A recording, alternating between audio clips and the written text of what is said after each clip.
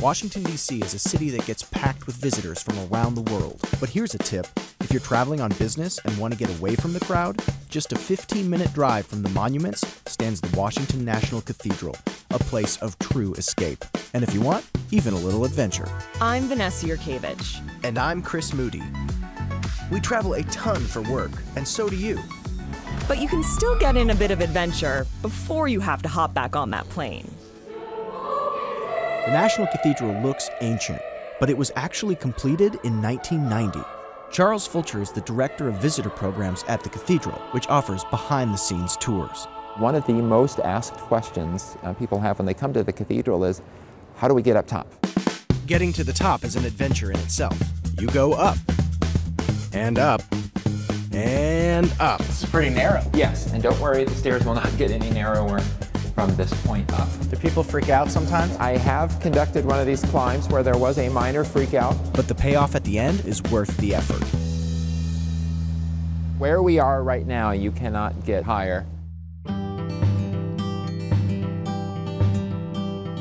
The artwork of the cathedral is just magnificent. If you take any of our behind-the-scenes tours, as you go through the non-public spaces of the cathedral, you'll find that the same level of artistry, the same level of detail is found all the way up to the top of the central tower, 300 feet above the ground. You'll find stone angels carved all around. You'll find gargoyles. It's not something you see every day, that's for sure.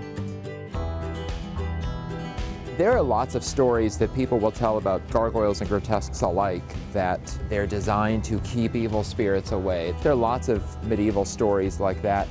They both serve a really practical function dealing with rain. Gargoyles are part of the gutter system, but with a grotesque, rainwater falls down, hits this, and then rolls away from the building. If you didn't have these on these corners, rain over hundreds of years would eventually wear away the stone corners.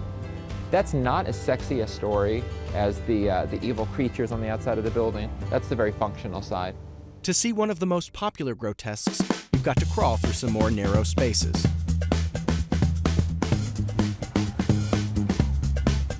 Well, that's a tight one. So there is the most asked for carving Is in that the cathedral. Darth Vader? That is Darth Vader himself. You've got the face, the helmet, and he's got little tiny fists that are sort of pulled in close. Strongmen rulers often have little tiny fists. I've heard that somewhere. Yeah. Speaking of fists, that's how the cathedral's carillon is played, which you'll also see on the tour. You know, most people think, oh, Europe, that's where I go to see a giant Gothic building. Europe's great, I love it, but we've got a pretty spectacular example of the style of architecture right here.